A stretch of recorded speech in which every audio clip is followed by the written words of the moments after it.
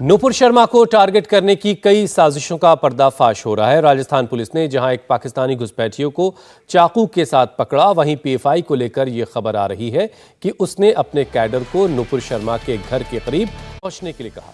PFI की तरफ से अपने कैडर को कहा गया कि जहां भी मौका मिले उसे सजा दो। बिहार के फुलवारी शरीफ में गिरफ्तारियों के बाद सनसनीखेज खुलासे हो रहे। ये बात भी सामने आ रही है कि इंटरनेशनल फंडिंग और दूसरी मदद लेकर पीएफआई के कैडर देश में बड़ी साजिश की तैयारी कर रहे थे। तो नुपुर शर्मा को टारगेट करने की कई अलग अलग साजिशों पर से पर्दा उठ रहा है। राजस्थान पुलिस के हत्थे एक घुसपैठिया लगा, उसके पास से चाकू मिला है। उससे खबर ये मिली कि पाकिस्तान में भी नुपुर शर्मा के खिलाफ साजिश रची जा रही है। तो इधर पीएफआई को लेकर के बातें सामने आ रही कि पीएफआई ने अपने कैडर को नुपुर शर्मा के घर के करीब पहुंचने के लिए कहा था और जो भी उसके घर के करीब पहुंचे वो जल्द से जल्द उसे निशाना बनाए। इस तरह के की बातें पता चली हैं पीएफआई के लोग जो गिरफ्तार हुए हैं उनसे पूछताछ के बाद। बिहार के फुलवारी शरीफ में गिरफ्तारियों के बाद ये बातें सामने आई हैं। ये भी सामने आ रहा है कि जो फंडिंग और दूसरी मदद को लेकर पीएफआई के कैडर देश में साजिश की तैयारी में थे।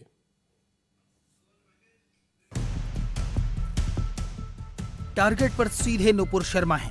सारी प्लानिंग, सारा षड्यंत्र नुपुर शर्मा को सबक सिखाने के लिए किया जा रहा है। देश के 2 इलाकों में इस साजिश का भंडाफोड़ हो चुका है। कुछ और जगहों से जल्द बड़े खुलासे हो सकते हैं। मौलाना तकरीरें कर करके उकसा रहे हैं। जिहादी नुपुर शर्मा की जान के पीछे पड़े हैं। 2-4 नहीं, 10-12 भी नहीं, 85 जिहादी ताक में बैठे हैं। सबका टारगेट एक है, नुपुर शर्मा।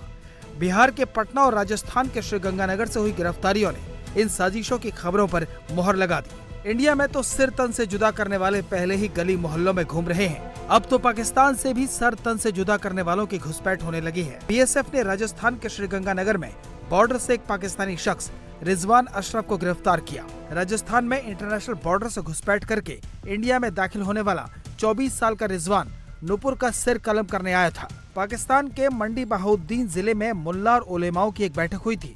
उसी बैठक में नुपुर के मर्डर का प्लान बना था। इस जिहादी के पास से 11 इंच का धारदार चाकू मिला है। यह आतंकी भारत में घुसने के बाद पहले अजमेर दरगाह पर चादर चढ़ाने जाने वाला था और फिर नुपुर शर्मा की हत्या करने वाला था। एक व्यक्ति जो है वो बॉर्डर का पिलर क्रॉस करके फेंसिंग के पास आ गया था, जिसको बीएसएफ के गार्ड्स ने चैलेंज करके उसको अरेस्ट किया और उसके बाद उसको हिंदूमल कोर्ट पुलिस थाना को सुपुर्द किया। हमने उसमें एक एफआईआर दर्ज की। एफआईआर दर्ज करके जो multi agency joint interrogation committee है उसको फॉर्म करके वो शुरू करी। अभी जो प्राइमरी तथ्य जो बाहर आया वो ये है कि इस व्यक्ति का नाम रिजवान अशरफ सन ऑफ मोहम्मद अशरफ, उम्र 24 साल, निवासी कुठियाल शेखा, पाकिस्तान का है। इसके पोजेशन में एक बैग मिला है जिसमें कुछ कपड़े, कुछ धार्मिक किताबें, 2 चाकू, एक बड़ा एक छोटा, पानी की बोतल और कुछ खाने का सामान है। इसने प्रारंभिक पूछताछ में ये बताया है कि ये यहाँ पर जो नुपुर शर्मा ने आपत्तिजनक बयान दिया था उसके विरोध में, उसके खिलाफ कार्रवाई करने के लिए यहाँ पर ये आना चाहता था। इसको कोई आइडिया नहीं है कि वो कहाँ रहती थी, वो कैसे पहुँचेगा। बस ये जो है रिलीजियसली इतना मोटिवेटेड है कि वो ये कार्य को करने के लिए यहाँ पर आया। अब पटना के फुलवारी शरीफ से गिरफ्तार पीएफआई के मेंबर्स जलालुद्दीन, अतहर परवेज और अरमान ने जो खुलासा किया है वो बेहद चौंकाने वाला है। ये वही लोग हैं जिनके पास 2047 तक भारत को इस्लामिक मुल्क बनाने का टारगेट करने वाले डॉक्यूमेंट मिले हैं।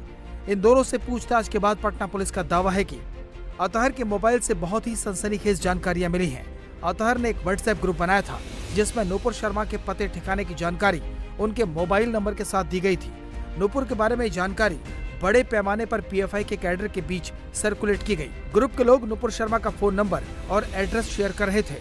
अतहर और जलालुद्दीन के साथ साथ अरमान को भी पुलिस ने गिरफ्तार किया था।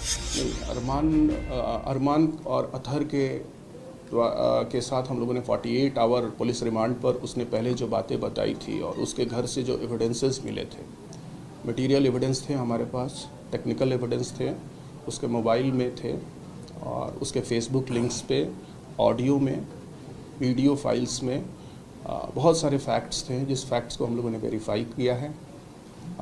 और उसने जो बताया है उससे जो उस पे उसके अगेंस्ट में या उसके ग्रुप के अगेंस्ट में या उसके एक्टिविटीज़ के अगेंस्ट में जो एफआईआर दर्ज था वो और पुख्ता हुआ है, मजबूत हुआ है, उसके ट्रेल्स दूर तक गए हैं और सारे जितने शामिल लोग हैं उसको इसमें हम लोग एक्सपोज करेंगे। कानून की परिधि के में रह करके हम उनको कानून के पीछे दें। पुलिस जांच कर रही है, इसलिए खुलकर बोलने से बच रही है। लेकिन इंडिया टीवी को जानकारी मिली है कि पीएफआई के कैडर को नुपुर शर्मा के घर के बाहर पहुंचने के लिए कहा जा रहा था। ये कहा जा रहा था कि जिसको मौका मिले, जब मौका मिले, नुपुर को सजा देनी है। मोबाइल से कुछ ऐसी जानकारी मिली है जिसमें ये दिखा है कि नुपुर शर्मा के जो एड्रेस और मोबाइल नंबर फॉरवर्ड किए जा रहे थे व्हाट्सएप ग्रुप में। No comment please.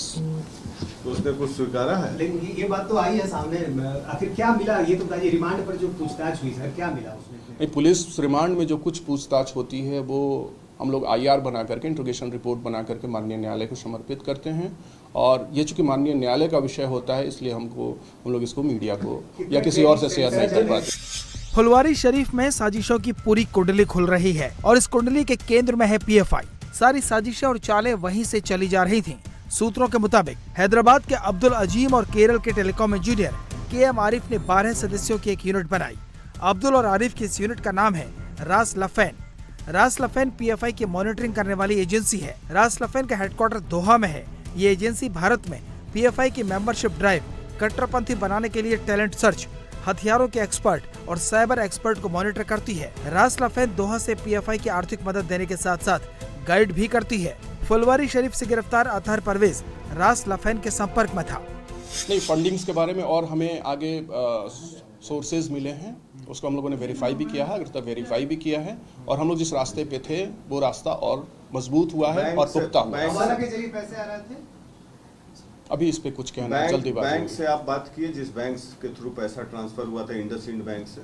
बैंक में हमारी टीम्स काम कर रही है, स्पेशल इन्वेस्टिगेशन टीम बैंक्स में अलग फाइनेंशियल ट्रेल के लिए काम कर रही है। फुलवारी शरीफ से गिरफ्तार अतहर परवेज और उसके हमराज गहरी साजिशों की जड़ें जमा चुके थे। इनको इंटरनेशनल मदद मिल रही थी। देश के दूसरे हिस्सों से एक्सपर्ट को मेंबर बनाया जा रहा था। पीएफआई अपने कैंप में हथियार चलाने की ट्रेनिंग दे रही थी।